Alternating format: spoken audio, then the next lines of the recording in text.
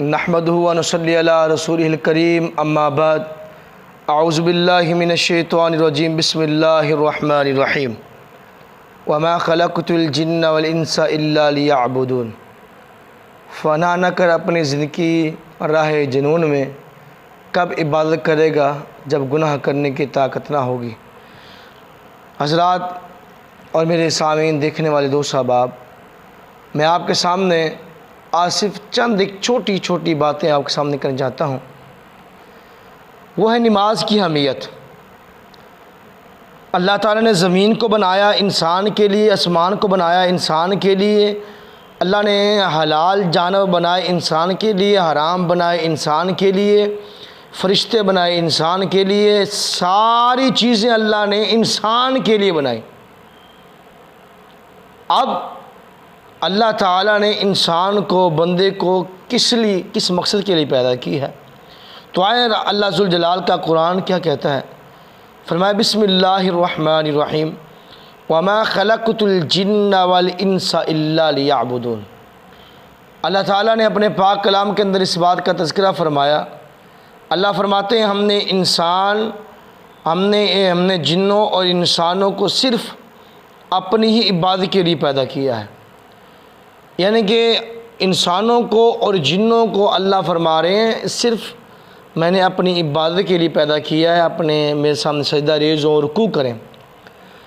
نماز کی بڑی مقام ہے، بڑی فضیلت ہے، بڑا رتبہ ہے۔ جس طرح نبی مکرم صلی اللہ علیہ وآلہ وسلم کا فرمان ہے، اللہ کے پیغمبر جناب محمد صلی اللہ علیہ وآلہ وسلم کا فرمان ہے، بخاری شریف کے اندر روایت موجود ہے۔ نبی پاک صلی اللہ علیہ وسلم فرماتے ہیں اسلام کی بنیاد 5 چیزوں پر رکھی گئی ہے۔ اسلام کی بنیاد 5 چیزوں پر ہے۔ سب سے پہلا اور پہلی بنیاد، پہلا سبق، پہلی چیز وہ کیا ہے کہ گواہی دینا کہ اللہ کے علاوہ کوئی معبود نہیں اور محمد صلی اللہ علیہ وآلہ وسلم اللہ کے بندے اور رسول ہیں۔ یہ ارکان اسلام کا پہلا رکن ہے۔ اب دوسرا رکن کون سا ہے؟ نبی مکرم صلی اللہ علیہ وسلم کا فرمان ہے۔ دوسرا رکن کون سا ہے؟ اللہ کے پیغمبر فرماتے ہیں دوسرا رکن نماز قائم کرنا۔ یعنی کہ پہلا رکن اللہ کے علاوہ کوئی معبود نہیں اور محمد صلی اللہ علیہ وسلم اللہ کے بندے اور رسول ہیں۔ دوسرا رکن نماز قائم کرنا، تیسرا رکن زکوٰۃ ادا کرنا، اور چوتھا رکن جناب روزے رمضان کے روزے رکھنا، اور 5واں رکن جو ہے وہ ہے حج، یعنی کہ بیت اللہ کا حج کرنا۔ یہ 5 رکن ہیں۔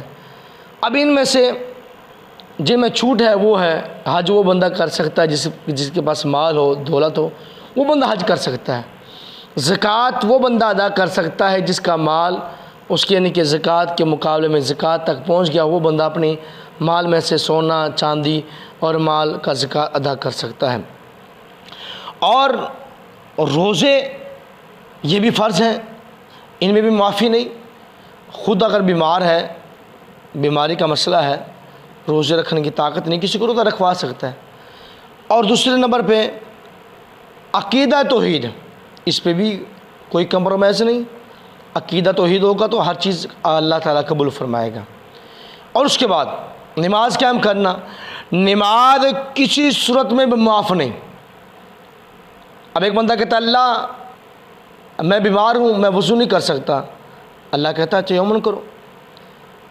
اب ایک بندہ سوال کرتا ہے اللہ میں چارپائی پہ لیٹا ہوں، بیٹھ کے نماز پڑھ سکتا ہوں، میں اٹھ کے نہیں پڑھ سکتا، جا نہیں سکتا، اللہ کہتا ہے بیٹھ کے پڑھے۔ ایک بندہ کہتا ہے اللہ میں سویا پڑا ہوں، اللہ کہتا ہے اشارے سے پڑھیں۔